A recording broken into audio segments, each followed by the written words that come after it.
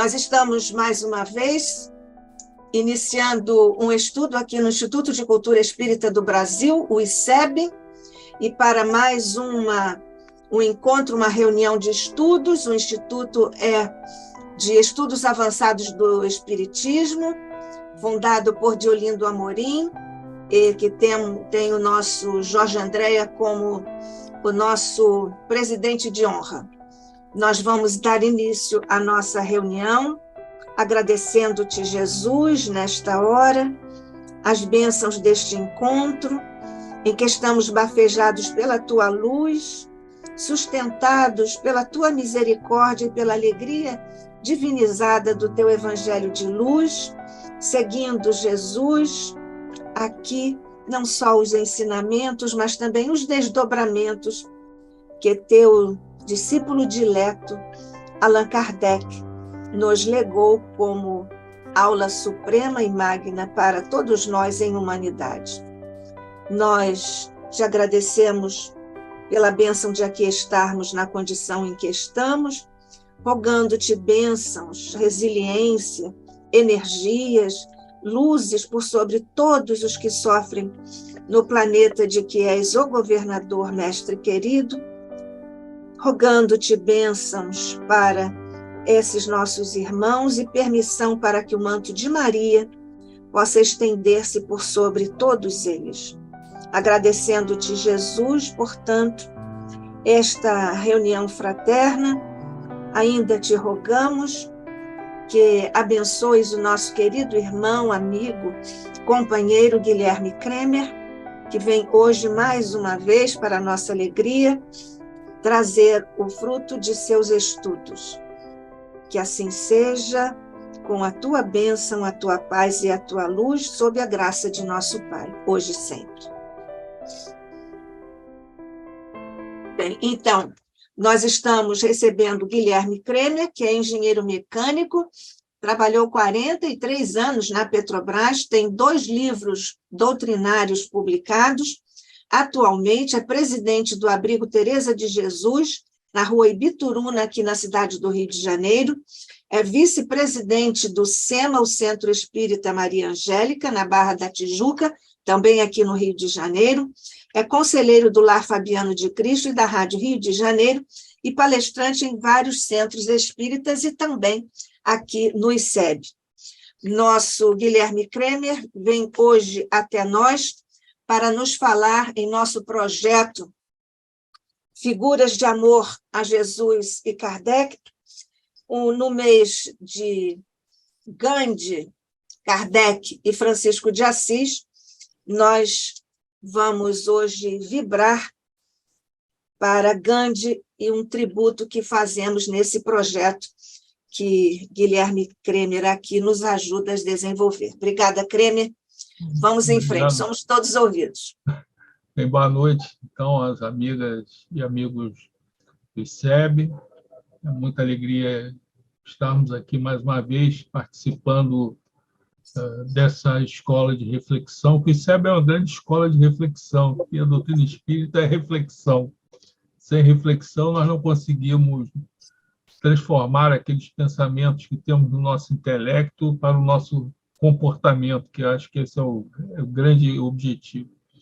E sempre quando nós temos essa oportunidade de estarmos reunidos, eu e nós certamente nos sentimos, em nome de Jesus, nos sentimos sempre muito aliviados. E sempre que tem esses momentos, eu me lembro daquele capítulo 6 do Evangelho segundo o Espiritismo, onde Kardec colocou e abordou o Cristo Consolador, lembrando aquele convite que Jesus formulou, que, aliás, formulou num momento raro de alegria e satisfação. Sabemos que seus momentos eram muito difíceis, sempre em luta contra aquele dogmatismo religioso, aquelas tradições religiosas tão antigas que estavam sempre muito voltadas para aquilo que é exterior e não para aquilo que é interior, como ele estava trazendo. Então, vinde a mim, todos vós que estáis cansados, oprimidos, desesperançados, que eu vos aliviarei, e aprendei comigo, que sou brando e humilde de coração, e alcançareis descanso para as vossas almas.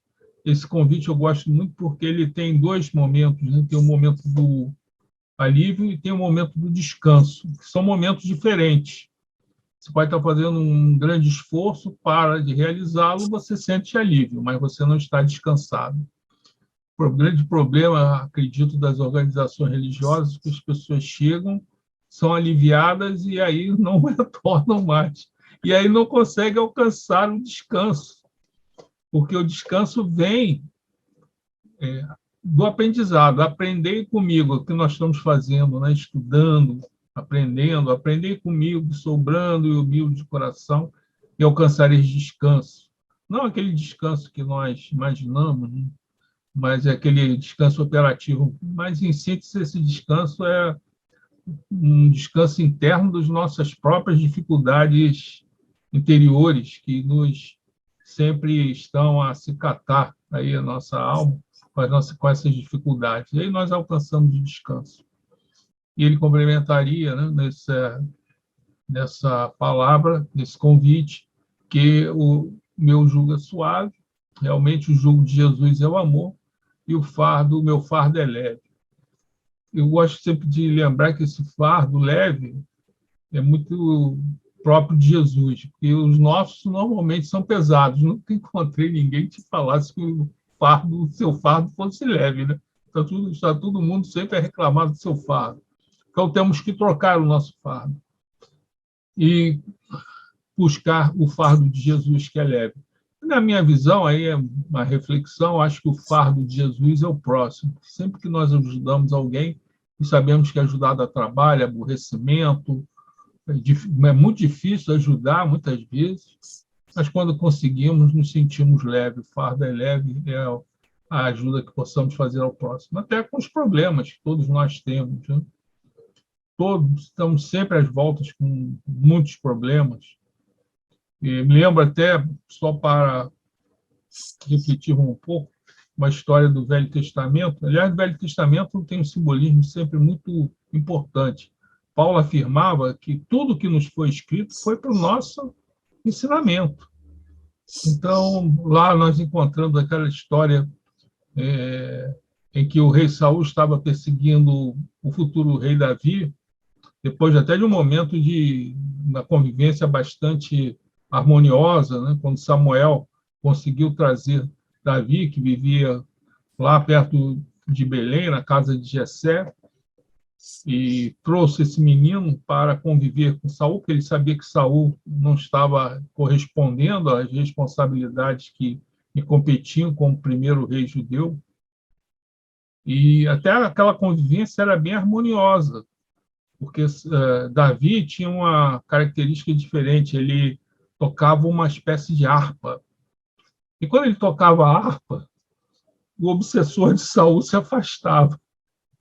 Aí, quando ele ficava tocando a harpa, o obsessor saiu. Não sei se é porque ele tocava muito mal, né? Não sei. Sei que o obsessor saía. Quando ele parava de tocar a harpa, lá vinha de volta o obsessor em cima de Saul. Mas sabemos a importância da música, né? Na influência espiritual. Aliás, quando olhamos o Velho Testamento, tem pouco afastamento de espírito de sofrimento, né? Isso é uma característica mais do Novo Testamento. Jesus, com aquele magnetismo, atraía todo mundo, né? E ajudava todo mundo. Não encontramos isso no Velho Testamento. Poucos casos, um deles é este, é o afastamento pela música, né? Eu comentando uma vez com o Danilo Vilela, ele estava das visitas que o Divaldo faz aqui ao Rio, ele comentava que estava psicografando aquele livro muito bom dele, aliás, toda a sua labra é muito boa, né? Quer dizer, como instrumento dos espíritos é que são os responsáveis pela mensagem, Loucura e Obsessão. Trata até de um centro de Umbanda, né? Até para desmistificar um pouco essa questão. E ele comentava que sempre que ele ia fazer a psicografia na hora agendada, quando ele começava a psicografar, vinha o bumbo dos tambores da Umbanda. Bum, bum, bum, bum. E ele não aguentava mais. E aí foi conversar com a Joana. E a Joana, então, lhe falou o seguinte: olha, antes de você realizar essa atividade, coloque no ambiente uma música muito especial, realmente, que é a Cavalaria Rusticana, de Pietro Mascagni, de 1946. É uma música linda, né? Esses espíritos não gostam e vão embora. É mais ou menos a harpa do Davi, né? Mas, de qualquer maneira, Davi fugiu, porque Saul se apercebeu que ele iria substituí-lo, e fugindo com seus auxiliares, soube que a cidade de Keila estava cercada pelos filisteus. E aí ele ficou preocupado, rezou a Deus: o que eu faço? Vai ajudar Keila. E Davi trouxe, então, essa informação para os seus comandados, que reagiram na hora. Mas como eu posso ajudar? É mais ou menos a nossa situação, né? Como nós podemos ajudar? Estamos cheios de problemas. Problema aqui, problema lá, problema colar. Aliás, eu acho que problema é uma das palavras mais faladas, né? E interessante que nós não encontramos na Bíblia, né? Se vocês tiverem curiosidade, coloque a palavra problema, não existe na Bíblia. Pode existir tribulação, mas problema não existe. Então, ele ficou sensibilizado com o argumento dos seus auxiliares, vou falar com Deus novamente, e quando conversou com o pai orientou: ajude Keila mesmo com dificuldade. Quer dizer, é um recado para todos nós, né? Continuarmos ajudando mesmo dentro das nossas possibilidades, mesmo com as nossas dificuldades.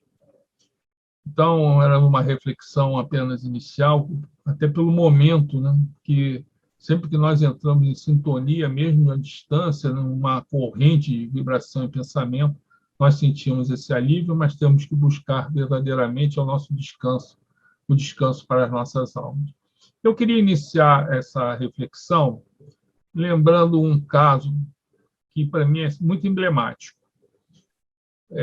Iniciaria até comentando uma coisa com vocês. Se eu perguntasse para algum de vocês o que vocês fizeram há 2 semanas atrás, eu, às vezes, me esqueço até o que eu fiz por exemplo, se eu estou à noite, às vezes me esqueço até o que eu fiz pela manhã. Imagina uma data muito atrás. Mas, quando tem um acontecimento marcante, você consegue se lembrar dessa data. Então, por exemplo, eu me lembro exatamente o que eu estava fazendo no 11 de setembro, quando as Torres Gêmeas desabaram. Aquilo, para mim, é como se fosse um filme, né?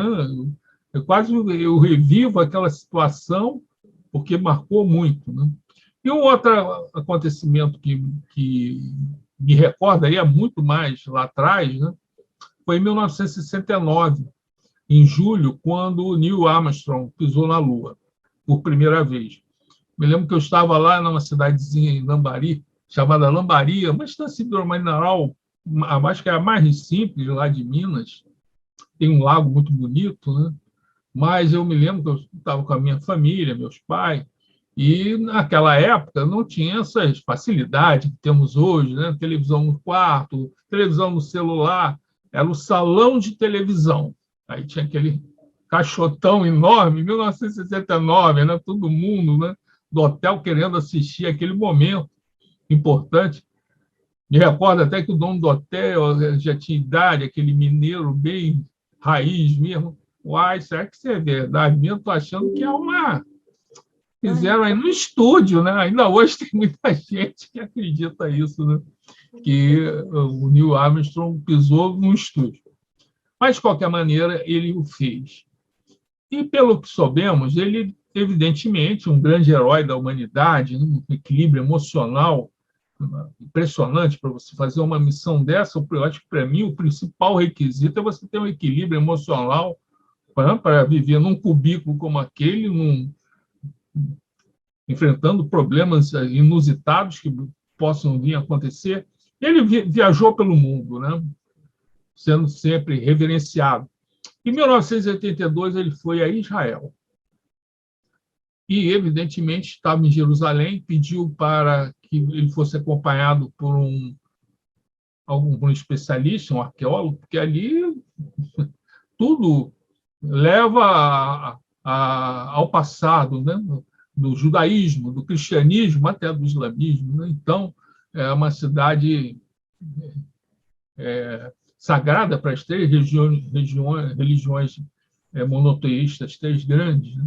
E foi uma moça designada com ele, e ele rodou todos aqueles pontos importantes, E ela deixou, por último, a visita à escada do templo. Sabemos que Jerusalém foi destruída, né, em 70, depois, em outras ocasiões, e na década de 70, essa escada que dava acesso ao muro externo do templo fora descoberta.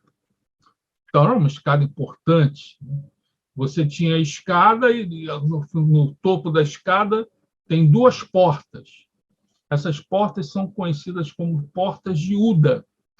Uda foi uma das poucas profetisas daqueles grandes profetas, porque quando nós falamos em profetismo em Israel, só nos lembramos dos homens, né? Samuel, Isaías, enfim, Jeremias, Daniel, mas teve umas duas ou três profetisas, em especial Uda, ela viveu aí a época de Jeremias, aconselhou o rei Josias, quer dizer, 500 anos antes de Cristo, e essas duas portas, conhecidas como portas de Uda. E essa escada, nela aconteceram acontecimentos do Evangelho de uma importância significativa, né? Bem sabemos.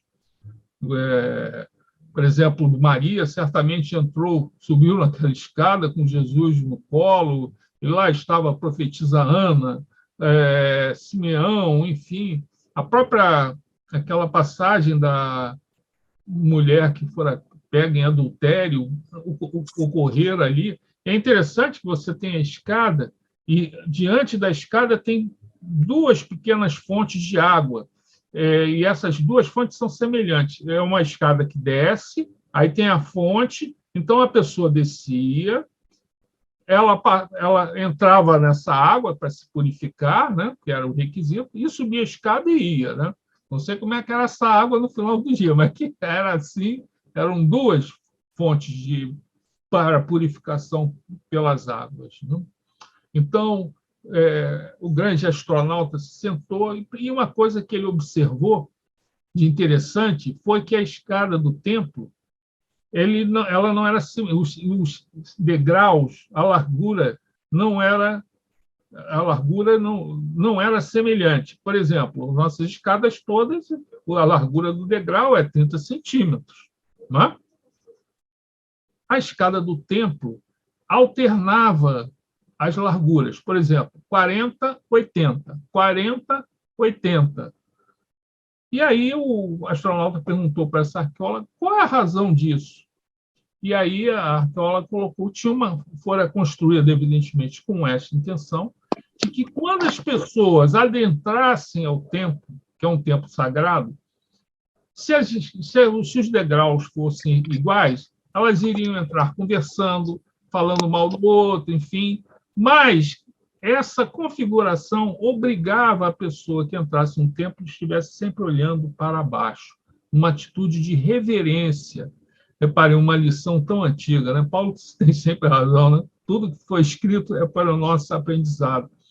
Então, por exemplo, quando nós entramos numa casa sagrada, um templo sagrado de Deus, quer seja no ICEB, ou em qualquer outro templo, é bom sempre ser fazer uma oração interior. Né? O Espírito até já tinha me orientado isso, assim, para eu chegar, antes de entrar, entrando lá no abrigo, faça a sua oração, porque você entra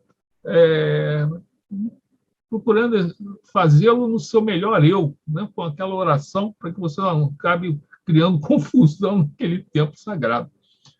E, depois dessa observação da arqueóloga, o Neil Armstrong fez a seguinte pergunta para ela: qual é a probabilidade de certeza de Jesus ter passado aqui por esses degraus?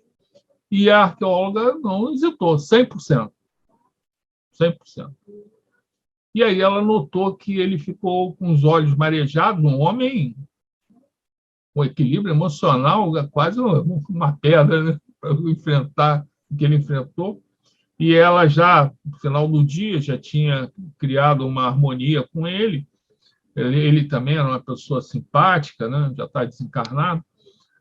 E ela lhe perguntou, por que está acontecendo com você? E aí ele falou o seguinte, simplesmente: eu estou sentindo mais emoção pisando nessas pedras do que quando pisei por primeira vez na Lua, quando eu dei aquele pequeno passo, um salto para a humanidade, eu estou sentindo essa emoção.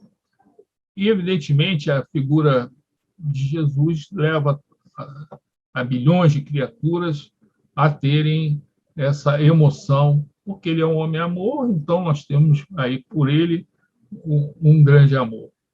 Alguns espíritos, evidentemente, tiveram uma ligação extrema com ele. Eu gosto muito daquelas palavras de Paulo que colocou para os seus irmãos lá para os Gálatas, né? Aquela frase, não sou mais quem vive, né? É o Cristo quem vive em mim. Ou mesmo aquela passagem com João Batista, né? E quando Jesus iniciou seu ministério público, João Batista, que era altamente reconhecido, né? Um grande profeta. Aliás, hoje ainda existem alguns grupos religiosos no Irã, no Iraque, que entendem que o verdadeiro Messias era João Batista e não propriamente Jesus, né? Até porque foi João Batista quem batizou a João. E esses discípulos foram reclamar com João Batista e ele falou: é necessário que ele cresça e eu diminua, né? Na verdade, é uma visão até nossa mesmo, né? Nós temos que diminuir o nosso eu, o nosso personalismo, para que a nossa individualidade harmonizada com Cristo possa se manifestar.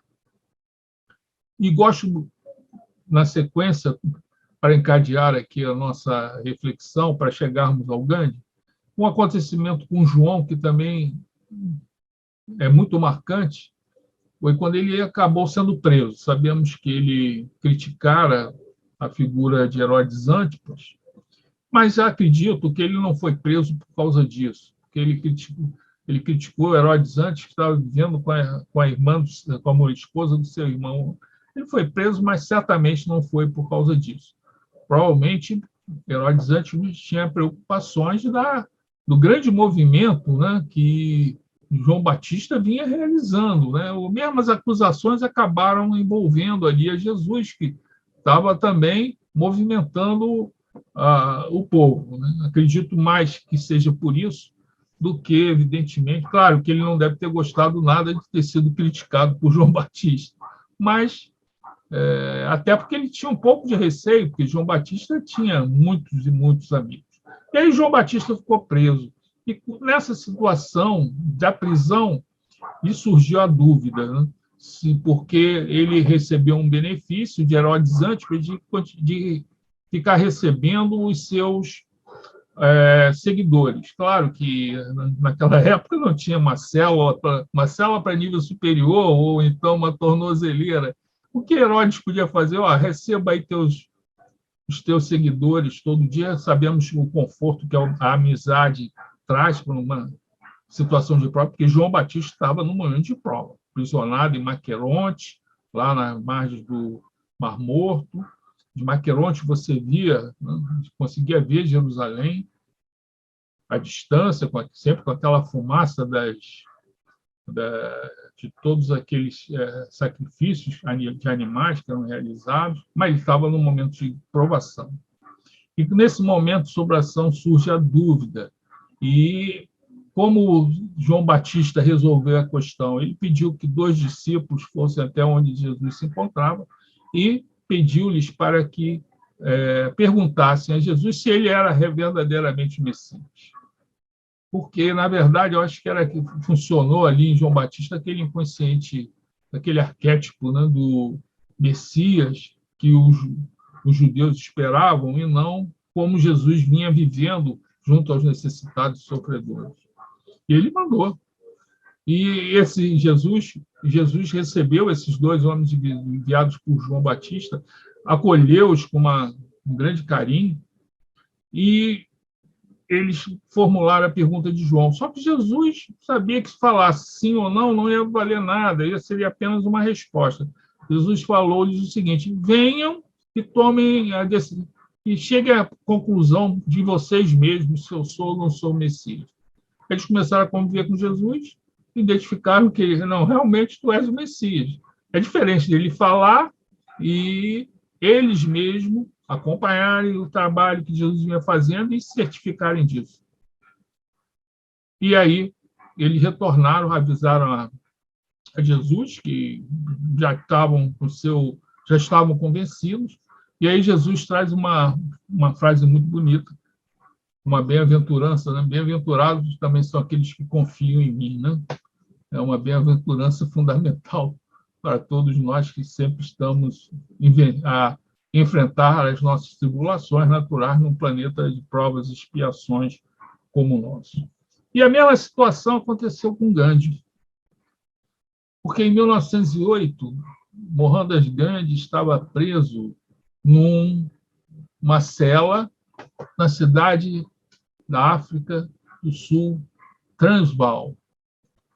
Na Copa do Mundo, algumas cidades nos lembram a passagem de Gandhi ali por aquele país. E, evidentemente, uma situação muito semelhante a de João Batista, uma cela muito quente, suja, e provavelmente naquele momento ele fez as mesmas reflexões que João Batista fez, né? O que levaram a ele aquela situação? Você começa a refletir, até porque ele estava num momento de tormenta e de tempestade, né?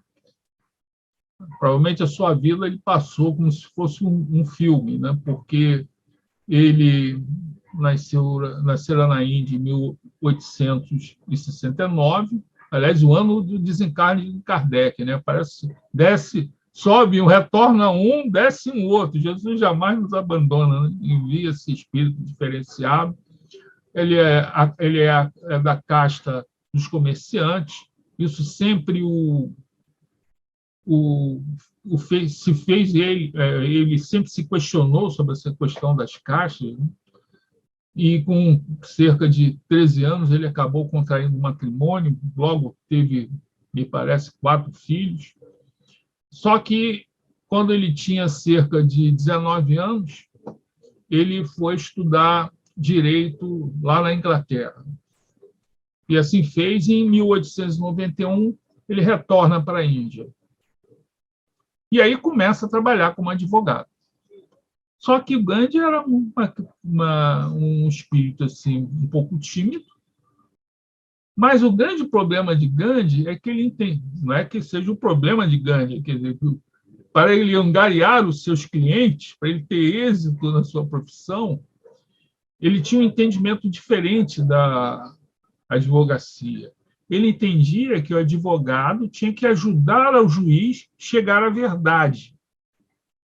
Não é isso que, normalmente, os advogados tentam levar uma outra verdade de cada um, né?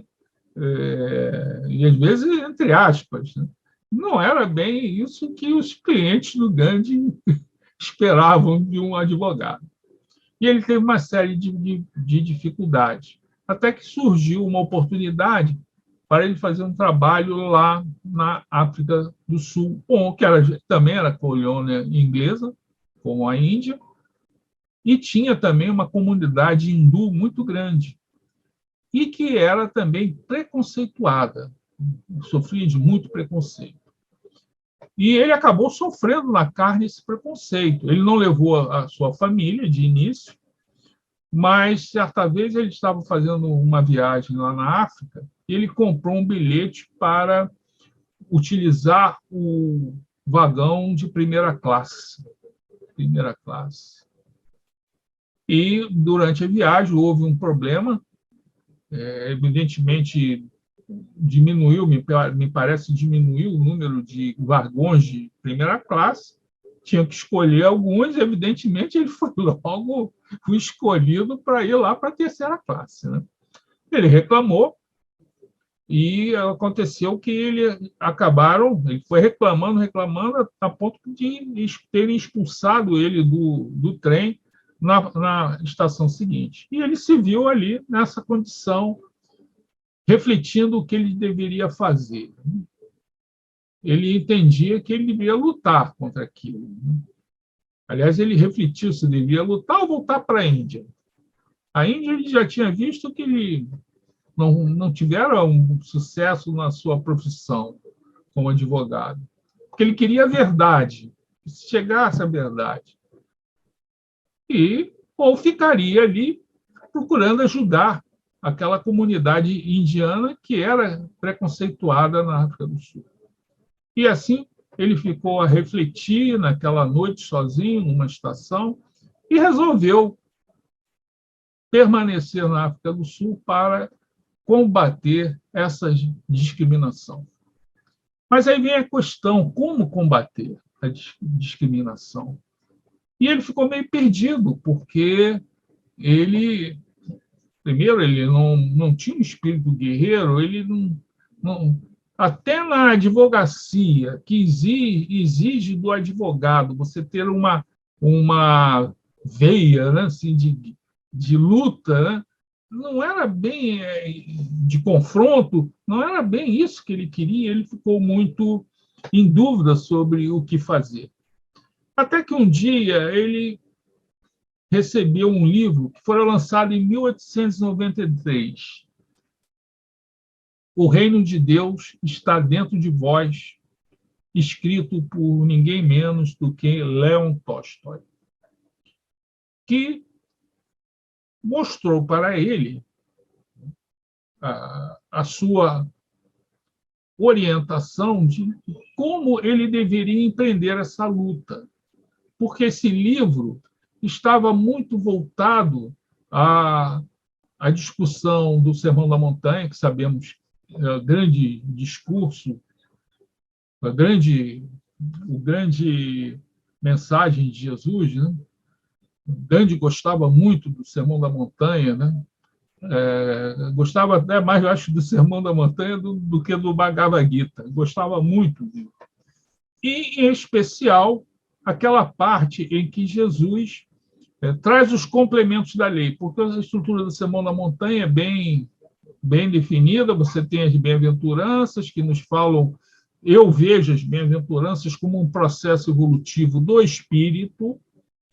Aquelas bem-aventuranças não estão ali por acaso, elas têm uma sequência. Elas, às vezes, nós analisamos elas assim, né? De forma sortida, né? Como se não tivessem um encadeamento. Tem um encadeamento. Santo Agostinho viu isso com aquele seu intelecto e colocou numa visão muito bonita. Depois ele definiu, né, qual era a característica do verdadeiro cristão: é o sal da terra, é a luz do mundo. Depois ele afirmou que ele não estava vindo destruir a lei, ele veio complementar, como ensina o professor Pastorino. Eu vim complementar a lei. Aliás, tem uma ligação do Pastorino com o Gandhi. Aliás, o Pastorino só foi o Pastorino espírita por causa do Gandhi, porque em 1947, 1946, por aí, ele se encontrava em Roma. Ele ia ser o cardeal mais jovem do Brasil, o professor Pastorino. E o Pio XII, naquela época, se recusou a receber o Gandhi, por uma razão muito simples. Ele afirmava que não recebia homem vestido com lençol. Como se também eles não estivessem com lençol, só que o lençol dele era todo bordado em ouro, né? E o do Gandhi,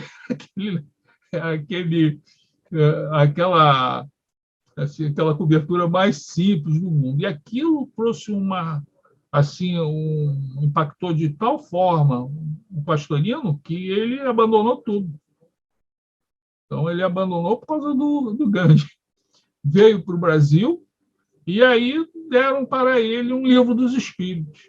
A mesma coisa que aconteceu com o doutor Bezerra. Ele leu aquilo rápido. Não, mas é tudo isso que eu penso. Está aqui. E nós sabemos que é um intelecto diferenciado, né? O Divaldo comenta, vi numa palestra, falando que foi o maior intelecto que ele já conheceu enquanto encarnado, né? Então, voltando aqui a nossa, a nossa,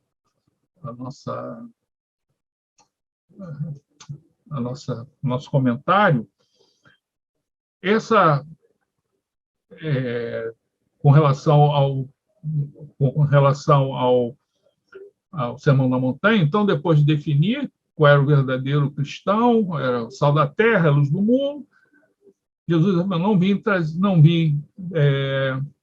não vim derrubar a lei, mas vim complementá-la, que é a visão do professor Pastorino. E agora eu me dei assim, que às vezes eu vou fazendo umas derivadas, gente. Aí você retomar o local onde você estava ao início, às vezes encaixe, dá uma chacoalhada aqui na cabeça, que eu fui derivando lá com o professor Pastorino, né? Até para ressaltar que ele fala que eu vim complementar, e anunciou os complementos. E um complemento importante era a famosa lei de Talião, olho por olho, dente por dente, que não vem nem do judaísmo, vocês bem sabem, isso vem lá de Hammurabi, século XVIII a.C., né, com aquele código de Hammurabi, tinha mais de 280 leis, alguma coisa assim, e lá está inserida a lei de Talião, que, na verdade, na essência, é uma lei que procura a justiça. Quer dizer, vamos dizer assim, o castigo se adequado ao crime, para você não comer, como acontece hoje em dia, nós falamos, né? Roubou um pãozinho da padaria, ficou 10 anos preso. A lei de Talião serve para coibir esses desajustes, né? Mas Jesus veio, ele falou sobre a lei de Talião, falando que ela não estava mais valendo entre nós, mas eu acho que a lei de Talião é uma lei quando exercida por Deus, ela é perfeita. O problema é quando é exercida por nós. Para nós, ela está abolida. Então, nós temos que resistir ao mal com o bem, né? Quando você for atacado numa face, você oferta a outra face, o outro posicionamento, né? De não reagir o mal com o mal, mas sim reagir o mal com o bem. E Leon Tolstói faz uma abordagem muito bonita, foi um dos seus livros mais importantes. E aquilo impressionou muito ao Gandhi, que começou a ter o caminho como ele deveria se comportar lá na África do Sul, a partir dessa orientação do Leon Tolstói. Aliás, nesse livro, ele fala até um aspecto muito importante, né? Se alguém tem que atravessar um rio, uma correnteza muito forte, né? Por exemplo, os valores do mundo, como é que você vai atravessar esse rio com essa correnteza assim? Você tem que remar contra a correnteza para tentar chegar do outro lado. Então, ele entendia que você remar contra a correnteza era você remar contra esses valores do mundo utilizando os valores espirituais. Essa era a ideia assim, que o nosso Leon Tolstói tinha. E isso, evidentemente, começou a ser desenvolvido pelo Gandhi. Ele teve uma participação grande em vários movimentos lá na África do Sul, protegendo a comunidade hindu. Evidentemente, acabou preso. Como comentamos para vocês, em 1908, ele foi preso algumas vezes lá na África do Sul. E o que é muito interessante, ele manteve um relacionamento de cartas com Leon Tolstói. Porque Leon Tolstói era o seu guru. E ele, às vezes, na prisão, ele escrevia umas cartas e Leon Tolstói respondia para o Gandhi. Tanto que lá na África ele fez uma fazenda chamada Fazenda Leon Tolstói, em honra a Leon Tolstói, onde você procurava, né? Ele era vegetariano, ele combatia o consumo de carne, enfim. Foi para o nosso Gandhi, o grande orientador foi Leon Tolstói. É interessante, revendo assim rapidamente a vida, porque não podemos falar da vida de um grande homem como o Gandhi sem falar das influências que sempre você tem a influência de alguém que está ali orientar. Então, o grande orientador de Gandhi foi Leon Tolstói. Foi aquele que lhe orientou, foi que deu o caminho para ele, que mandava as cartas. Olhem bem, nós estamos falando de um indiano lá na África do Sul, mantendo relacionamento de cartas com um dos maiores escritores da humanidade. Já era uma referência. E Leon Tolstói tem só uma carta, que uma das primeiras cartas, Leon Tolstói, naquela época, ele sempre buscava religião e tudo, né? Mas ele não aceitava muito bem ainda era a reencarnação. O Leon Tolstói faz porque até o Gandhi, numa dessas cartas, fala não critique muito a reencarnação. Não é que ele criticasse, ele achava outras coisas mais importantes que aquilo, mas depois eu acho que, retornando ao mundo espiritual, ele nos trouxe, né, uma literatura muito bonita e se convenceu da reencarnação. Mas Leon Tolstói, vamos também mencionar Leon Tolstói, porque é da constelação de interconexão entre esses grandes espíritos. É como se fosse... nós temos João Batista e Jesus, né? Temos o Gandhi, temos o Leon Tolstói, né? Temos Paulo e Barnabé. Então, temos sempre alguém com um intelecto diferenciado levando orientação espiritual para aquelas pessoas, né? O Leon Tolstói nasceu em 1828. Ele é um aristocrata, tinha recursos, ficou muito cedo, seus pais faleceram, foi viver com umas tias. Depois ele entrou para fazer curso de superior jurídico, mas ele era meio inconstante, ele gostava sempre muito do campo, então ele passava épocas na cidade, às vezes no campo, porque ele tinha recursos, era conhecido até como Conde Tolstói, e em determinado momento, talvez influenciado até por seu irmão, ele entrou para o exército, ele foi para a Guerra da Crimeia, e a realidade da guerra o fez cair em si de que realmente a violência não valia a pena. E por volta aí de 1956, ele sai, aliás, 1856, perdão, ele sai do exército e começa a viajar à Europa. Esteve na França em 1857, na época de Kardec, quando lançou o Livro dos Espíritos. Fico até pensando se o Leon Tolstói não soube. Tem aqui o Livro dos Espíritos. Não deve ter se interessado, mas olha aqui, o Livro dos Espíritos é um livro diferente, né? Viajou para a Europa, retornou e começou a escrever aqueles famosos romances, né? Guerra e Paz, enfim. Ana, aí eu vou pedir auxílio da Nádia. É Karenina? É Karenina, né? Karenina, exatamente. Ana Karenina. Né? Só que quando ele escreveu esse romance, isso gerou nele uma crise espiritual muito grande, porque a heroína acaba cometendo o suicídio. E ele começa a receber relato, porque ele já era famoso, um escritor brilhante, né? Uma referência para o mundo da cultura da época, e ainda hoje é para a humanidade. Ele começou a receber aquelas informações de outras moças que haviam cometido suicídio por causa do seu livro. E aquilo deu uma crise nele muito forte, uma crise espiritual. Aí ele procurou ver onde estava o Cristo. Evidentemente, não estava. Ele foi e buscou primeiramente os religiosos, né, da Igreja Ortodoxa, não encontrou neles.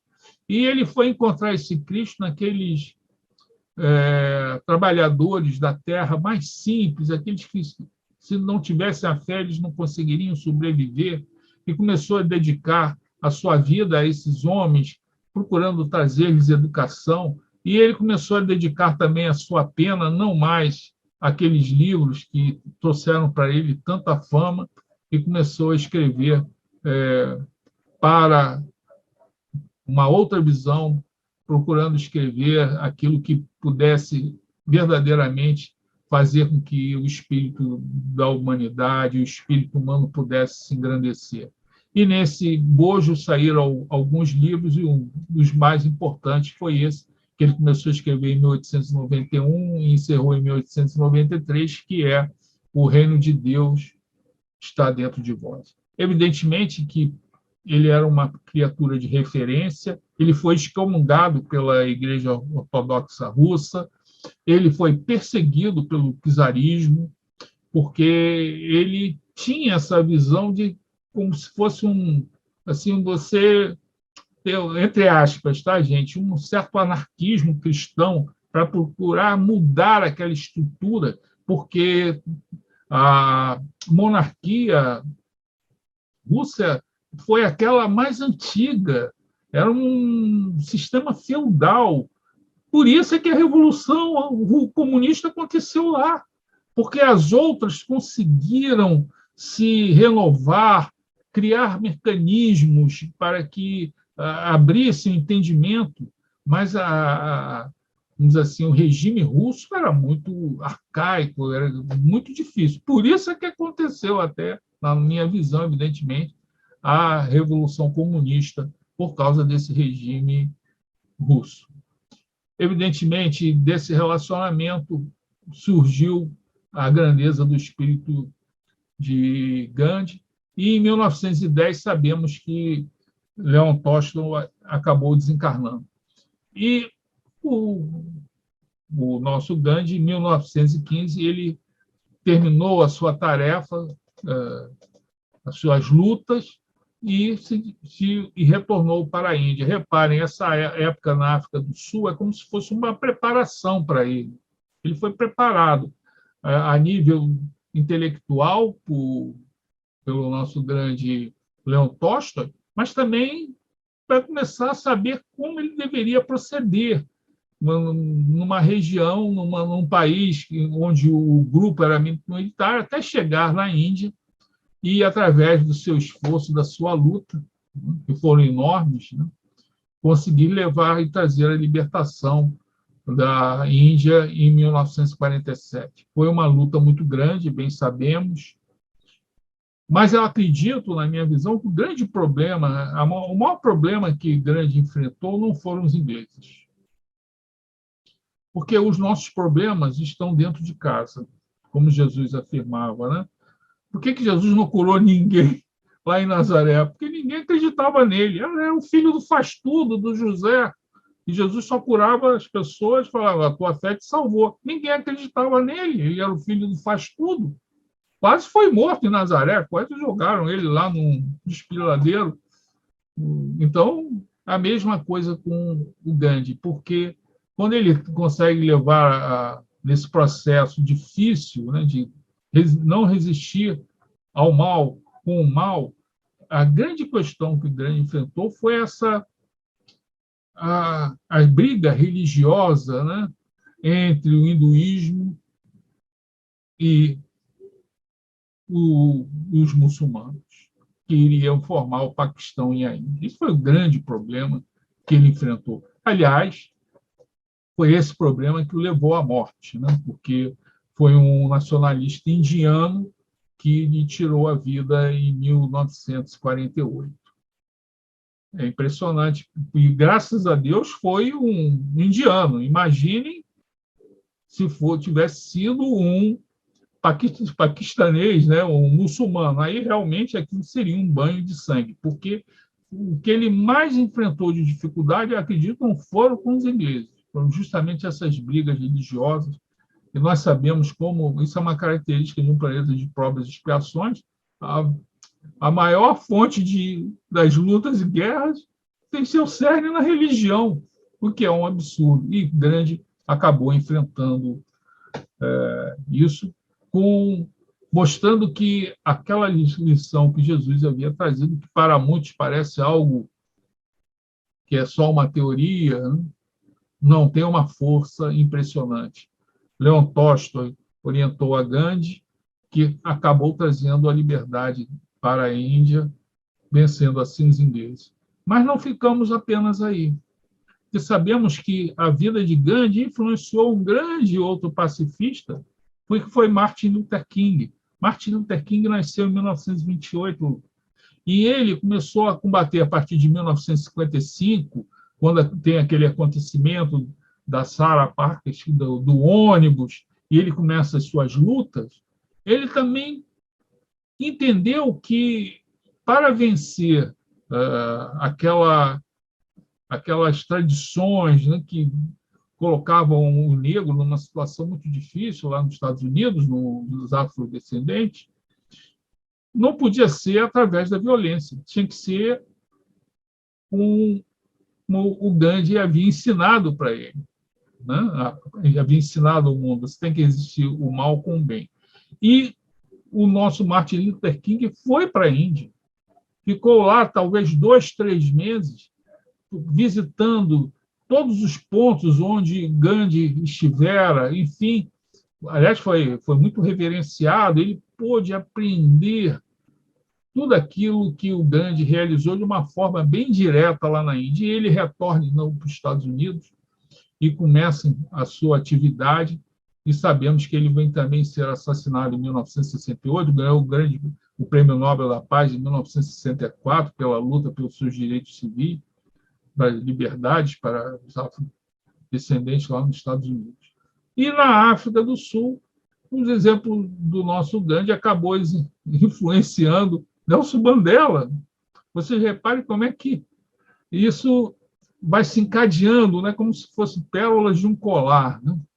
Um vai influenciando o peso, a força do exemplo.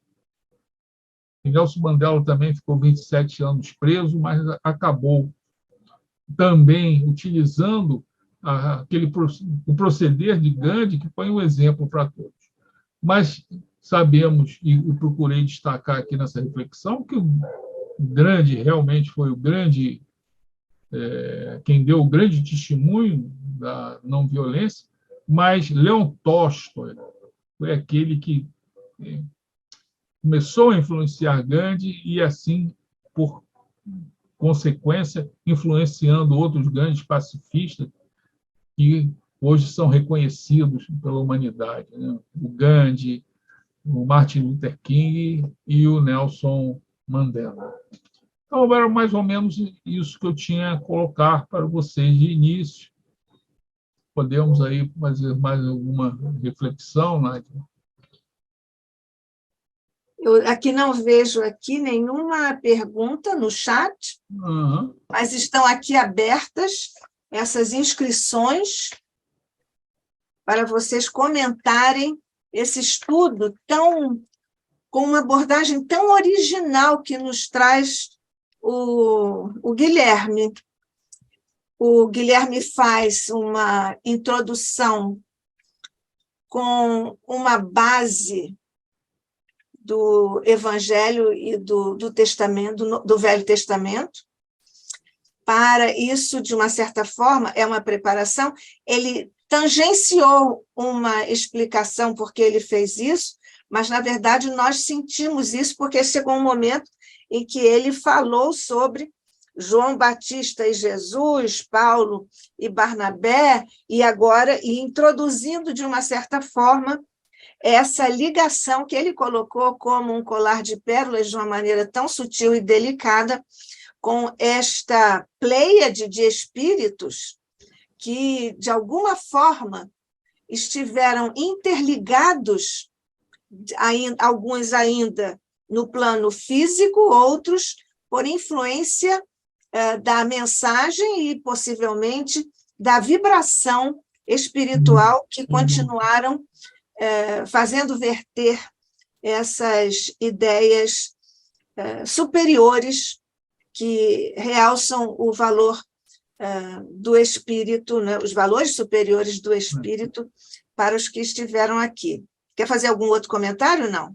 Eu queria só um comentário desse impacto daquela informação que foi trazida num livro do Léo Tolstói, né, em que a heroína vem cometendo suicídio e depois ele tem essa crise espiritual que permanece, porque eu li um livro, Sublimação, eu acho que é a psicografia da dona Ivone Pereira, e o autor é o Leon Tolstói, e ele coloca que esse livro é justamente para poder reparar de alguma maneira, né, da Ana Karenina. A Karenina, de alguma maneira, pudesse reparar com histórias onde heroínas procuraram sublimar o amor e não se dirigirem por um caminho mais fácil, entre aspas, né, o caminho obscuro do suicídio.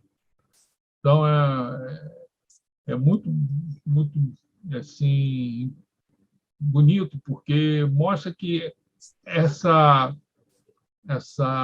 crise espiritual que ele teve, lá no século XIX, ainda ele tem que esperar para procurar reparar de alguma maneira, levando a mensagem mais otimista da vida frente aos problemas, para que as pessoas não venham a cair em assim, situações que levem ao suicídio, né? E hoje em dia, eu acho que isso nós temos que estar muito alerta. Eu acho que as casas espíritas, né? Porque, como eu coloquei, eu participo de um centro aqui na Barra, né? E você vê as demandas muito grandes, né? De pessoas pedindo auxílio, ou porque estão com depressão, ou com ideação de suicídio. Ideação de suicídio. É muito... Tanto que eles ficam procurando criar aí mecanismos, né, que com rapidez procure atender essas pessoas que estão vivenciando, né, essas situações dramáticas. O Guilherme, quando você ia falando sobre essa, digamos, atividade frenética de idas e vindas, saídas e entradas nas prisões, que foram uma marca na vida do Gandhi, né?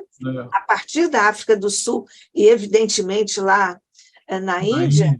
Mas há um outro ponto também, porque outro habitué de prisões foi o Paulo, né? Que você também citou aqui. Com certeza. Então, esses grandes espíritos assim ficaram habitués das prisões, e a forma como eles viveram essa prova, né? Porque eram provas. É uma prova, que prova, né? Então, como eles viveram isso de uma forma tão grandiosa e didática para todos nós. Você viu o Mandela. O Mandela ficou 27 anos naquela... eu vi um filme que tem lá a cela dele toda arrumadinha ainda, né? Mas você ficar 27 anos naquela cela é uma prova. Eu acho que eu tenho uma impressão, gente, eu tenho a impressão que o Mandela provavelmente foi algum dominador inglês daquela região que veio para trazer liberdade e reparar e resgatar também alguns problemas aí do passado. Né? Deve ser. Guilherme, não entendi bem se você foi até a cela do Mandela, não? Não. Foi um filme que eu vi. Um filme. Na cela, era uma ilha, a penitenciária onde ele estava, é uma ilha, e leva umas pessoas visitando. As pessoas podem até visitar essa cela, né? Mas eu fico pensando, 27 anos é muito tempo. Há aí um agravante do ponto de vista da prova, mais um ingrediente para revelar a grandeza do exemplo do Mandela. Porque o Mandela era um homem muito alto, né? Parece que ele tinha 1,80 um pouco mais, e essa cela parece que tinha 1,5 m, 1,60 m de altura, então ele ficou 27 anos sem poder ficar de pé mesmo, que é uma coisa assim, inimaginável, né? Outra coisa inimaginável, acho que eu já comentei isso, porque muito me emociona isso no Mandela, acho que eu já até comentei aqui em uma dessas nossas reuniões no ICEB, quando ele saiu da prisão, né, em liberdade, ofereceram um grande jantar a ele, já como presidente, e ele, então, convidou para sentar ali. Você vai fazer uma outra ilação aí com o Novo Testamento. Ele convidou para sentar à direita e à esquerda dele, no grande jantar, os 2 carcereiros dele durante esse tempo. Isto é de uma grandeza Realmente. É indescritível, né? É inimaginável também, né? Como é que ele, já tendo se livrado de tudo aquilo, ele trouxe para junto dele aquelas pessoas que estiveram ali junto, né, da serra Agora, dele. como tem uma grandeza também do Leon Tolstói manter essas cartas com o Gandhi, né? Porque, apesar de ele já estava num outro momento, né? Ele estava num momento de espiritualização, ele não era mais aquele escritor, né, das grandes obras, ele estava dedicando a pena dele para o bem, mas também é muito bonito você ver uma pessoa naquele posicionamento mandar uma carta para um indiano que está preso lá na África do Sul, né? E muito bonito também, muito bonito. Essa correspondência Hum. de uma criatura que está alta, né, no sentido até intelectual e tudo, isso me faz lembrar um dos maiores poetas, né, o Rainer Maria Rilke, é um dos meus favoritos, o Rilke, tcheco, e ele escreveu Cartas a um Jovem Poeta. É um livro deslumbrante que eu recomendo a todo mundo. E, na verdade, esse livro contém as cartas que o grande Rilke, já era o grande Rilke, na época dessa correspondência, ele respondia às cartas de um rapazote que queria ser poeta. Então, escrevia essas cartas para o Rilke, e o grande Rilke não só concedia o tempo para ler as cartas daquele jovem, como respondia dando orientações. É um livro deslumbrantemente lindo que eu recomendo a todos.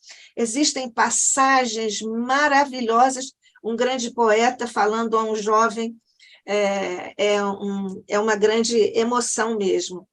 Agora, você falou, eu anotei aqui, nossa, eu tenho tantas coisas aqui anotadas. Sim, quando você foi fazer, você disse assim, eu sinto necessidade de citar ou fazer essa relação com o Tolstói, e depois você fez com o Mandela, com o Luther King e tudo, e você foi muito feliz falar no Colar de Pérolas, que, aliás, é uma figura lá do Velho Testamento. Você tomou isso lá do Velho Testamento. Pois é. Mas, enfim, gostou, né? Também estou viajando. Você viajou também?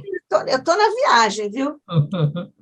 Mas quando você relacionou, fez essas associações com essas outras figuras, eu, justamente buscando o entendimento do papel do Gandhi, da situação do Gandhi, num conjunto,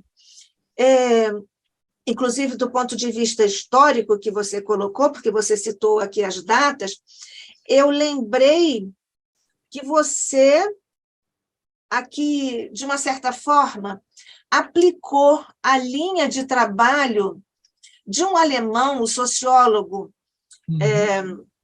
eu acho também que eu já citei aqui, mas, enfim, de um sociólogo, Norbert Elias, em que ele defende uma abordagem. Ele acha o seguinte, para você entender uma figura, você precisa do contexto da figura, você tem que entender com que coisas, ideias, situações aquela figura dialogava. Foi exatamente a base, o fundamento teórico para nós, um grupo de professores e de pesquisadores.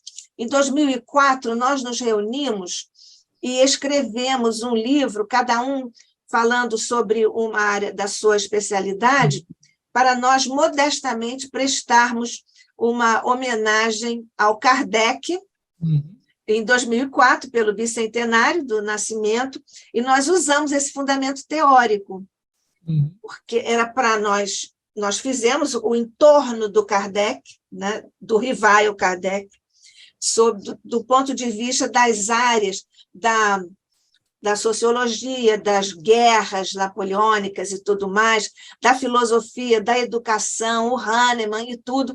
Então, nós fizemos esse apanhado e ficou muito interessante. E o fundamento foi o Norbert Elias, e você me pareceu aqui seguindo essa... Se não seguiu conscientemente, pelo menos você intuiu uma necessidade de circunstanciar essa figura para nós compreendermos melhor essa sua abordagem bastante original, falando de uma figura histórica. Existe ainda aqui uma questão que me envolve também muito. Quando você falou da influência do Gandhi sobre o Martin Luther King, sobre o Mandela, e eu lembrei também de um filósofo, também poeta, um escritor norte-americano, Henry David Thoreau, que é um pioneiro digamos assim, da filosofia de meio ambiente, da volta à natureza e também da desobediência civil. O que, né?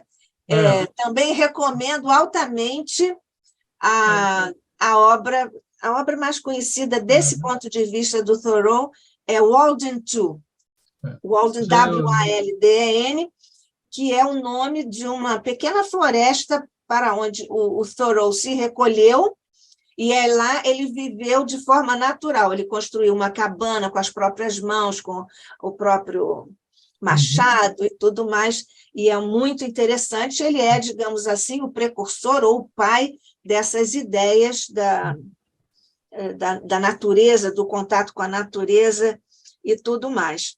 Então, o Luther King ele influenciou muito pelo Gandhi e por esse a quem você... O Thoreau, exatamente. Aliás, o Luther King, quando ele retornou aos Estados Unidos, ele escreveu as suas experiências, sua visão, né, do Gandhi. Então, são escritos muito ricos, né, que lhe dariam forças, né, porque ele foi para lá por volta aí, me parece, 1958, 57, né, e iria se desencarnar em 1968, né? Ganhou o Prêmio Nobel em 1964 da Paz. E em 1963 fez aquela famosa marcha sobre Washington, né? Aquele discurso bonito, eu tenho um sonho, né? Que impacta a humanidade desde então.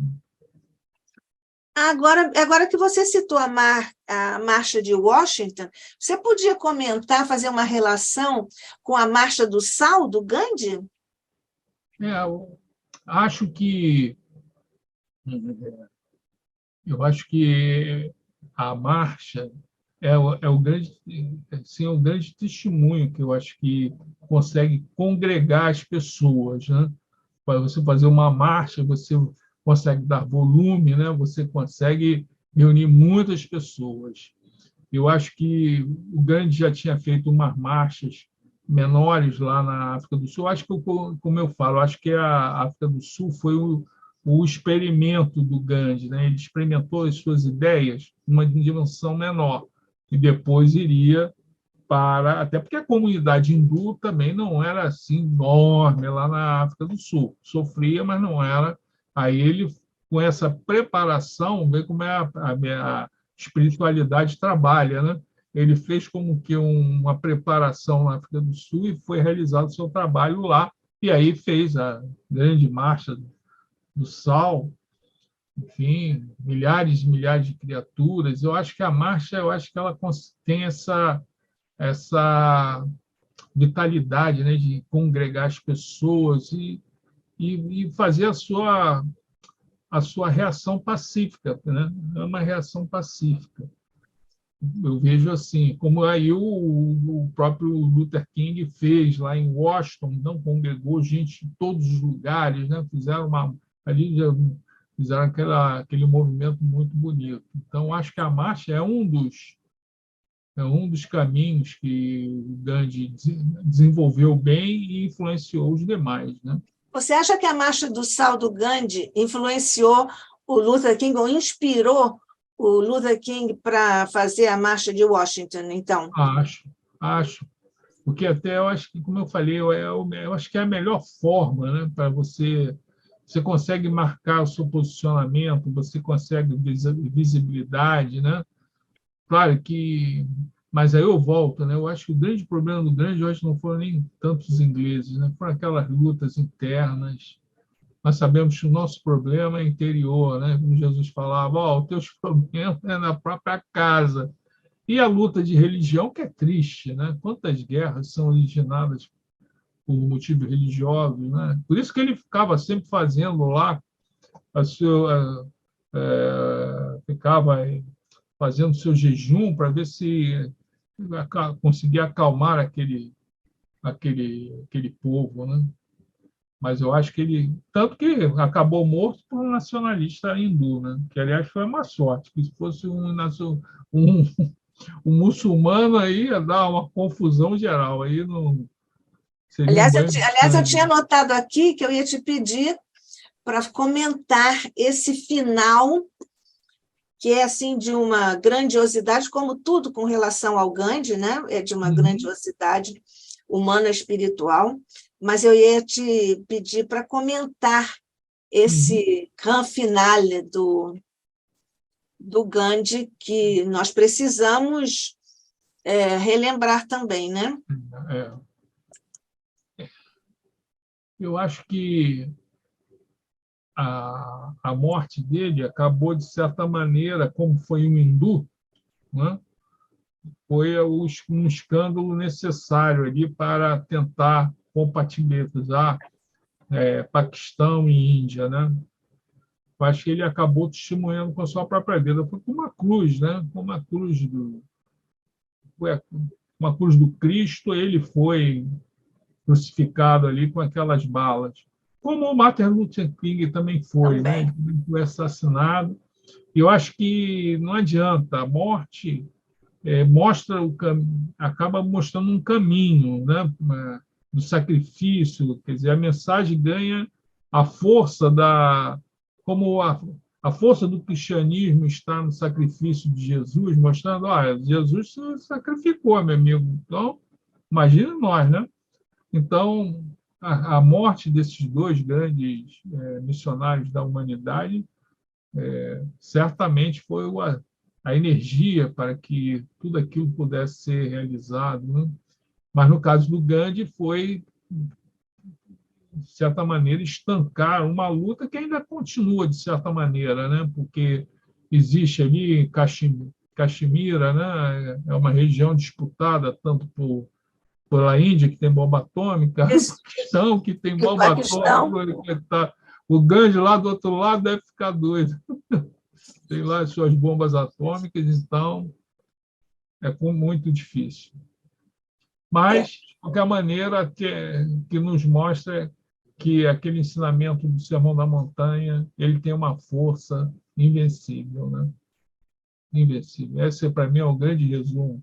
Eles conseguiram testemunhar ensinamentos que eram até, de certa maneira, são até ridicularizados, né? Você pagar o mal com o bem, você ofertar a outra face, mas é de uma força inquestionável, né?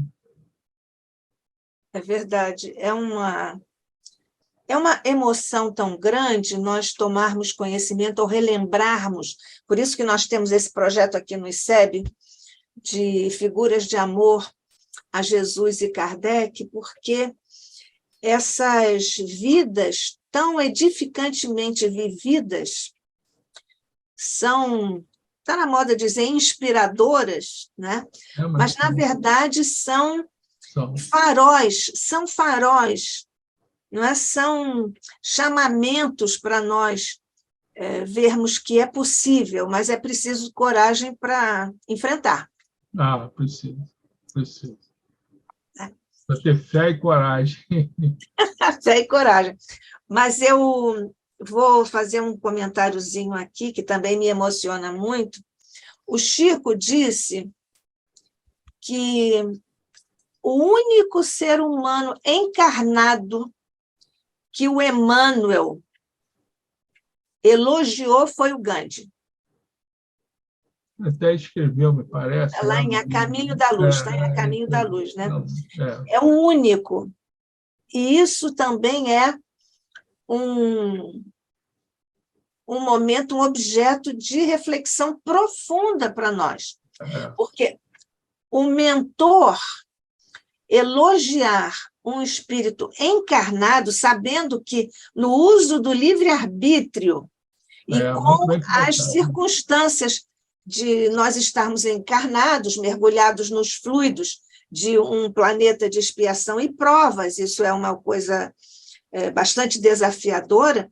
Então, a certeza absoluta que tinha o mentor, né, o Emmanuel, de que ele não ia falhar, porque deixou esse comentário aí registrado. Então, é uma grande reflexão para nós imaginarmos a estatura desse espírito. Que espírito é esse? Bom, nós dizemos assim, olha, com que naturalidade, ó, ele libertou milhões de almas sem dar um tiro. Libertou milhões de almas, milhões, sabendo quanto de jejum ele teve que fazer, quantas preocupações. Exatamente, exatamente. Paulo falava, né? Ele lutas por fora, temores por dentro. Temores por dentro, o joelho tremendo. Agora, eu só queria refletir ao final o seguinte: essas grandes personalidades, né? Gandhi, Teresa de Calcutá, Paulo, todos também têm seus críticos, né? Todos têm seus críticos. É interessante, né? Porque no nosso planeta não tem essa... o mundo é de expiação e provas, Guilherme. De expiações e provas, né? Então, procura-se ver o outro lado de Teresa de Calcutá, com críticas, como tem críticas a Paulo também, a Santo Agostinho, todo mundo é criticado. Até o Gandhi também deve ter motivo aí de suas críticas, né? Mas só como não estou colocando aqui, apenas para pontuar o que existe, né? Muitos não falam que Jesus é um mito ou uma lenda, também tem gente que acha isso, né? Então, como você vamos falou, convivendo com isso, né? Nós somos um planeta ainda de provas e expiações. Acho até interessante isso, porque falar regeneração mal ainda vai ter, né? Só que não vai ser o mal preponderante, né? Eu acho. O mal não vai chegar aí. O planeta de regeneração seria ótimo, né? Seria ótimo, exatamente. Mas sabemos que não é assim. Pois é, nessa grande emoção desta nossa reunião, se você já tiver feito seu comentário aí, quer finalizar, fazer um comentáriozinho final, Guilherme? Eu apenas gostaria de agradecer a oportunidade, o convite, né? É sempre bom refletir sobre doutrina espírita, e o ICEB, eu acho que é o lugar que mais se reflete. A reflexão é fundamental, né? E me coube falar de um espírito onde eu procurei pontuar as suas influências, né? A influência de Gandhi, em Martin Luther King, em Nelson Mandela, quer dizer, reparem, parece que tudo encadeado. Mas teve um, lá no século XIX, atrás, que foi o grande mentor do Gandhi, que depois conseguiu ser mentor, né, dos que seguiram, né? Então, foi mais ou menos isso que eu quis pontuar, né? Aliás, nós temos a doutrina espírita, tem a honra de manter ainda a presença do nosso Leão Tocha através da mediunidade da Dona Ivone. Dona Ivone. É muito bonito, muito bonito. É interessante, eu li o livro Sublimação, mas não tinha noção, há muito tempo atrás, não sabia bem quem era o Leon Tolstói, né? Parece assim uma figura, você tinha ideia de uma figura de um grande Escritor. escritor, né? Mas essa volta que ele deu, né, nessa crise espiritual de buscar a fé, e encontrou a fé junto aos pobres, camponeses pobres, a quem ele gostava tanto, né, e amava. E aí você vai entendendo mais ainda a importância desse livro Sublimação, que foi trazido por Dona Ivone. Né? Isso. Foi o Tolstói que escreveu que o trabalho é uma prece, né? A Joana de Ângeles tem uma página em que ela cita essa frase do Tolstói, né? O trabalho é uma oração. Né? É uma oração. Então, citando Joana, Martin Luther King, nós hoje fizemos um passeio, hein, Guilherme? Hoje.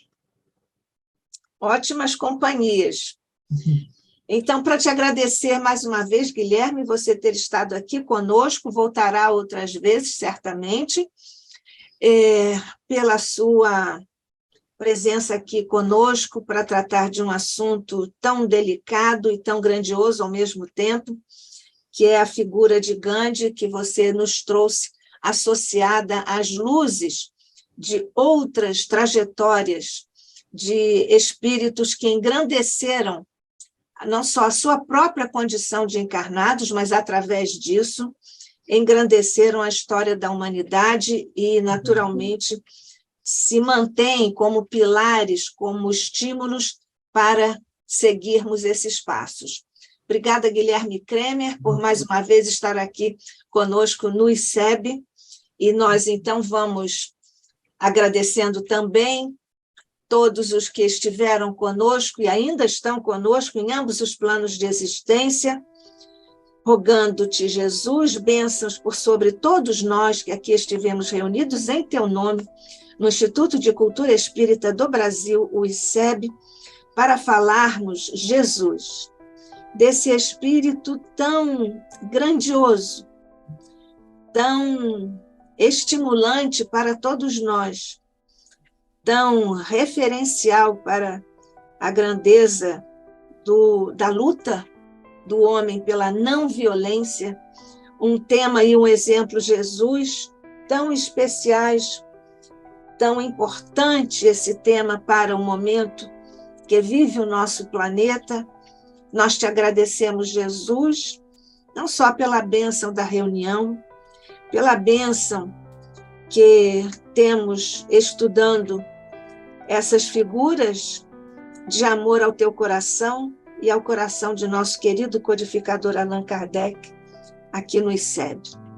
Abençoa cada vez mais os estudos, a dedicação, a seriedade do nosso querido Guilherme Kremer, e abençoa, Jesus, os nossos mentores, esses que são os nossos anjos da guarda, os mentores que nos acompanham e, muito particularmente, todos os mentores do ICEB, representados por Diolindo Amorim, seu fundador, e por Jorge Andréia, nosso presidente de honra. Distende, Jesus, a tua misericórdia, a tua paz e a tua luz por sobre toda a humanidade no planeta que diriges, de que és a referência de luz, de amor, de misericórdia, de paz, aqui na Terra, para todos nós. Fica conosco, Mestre querido, hoje e sempre, sob a graça de nosso Pai. Assim seja.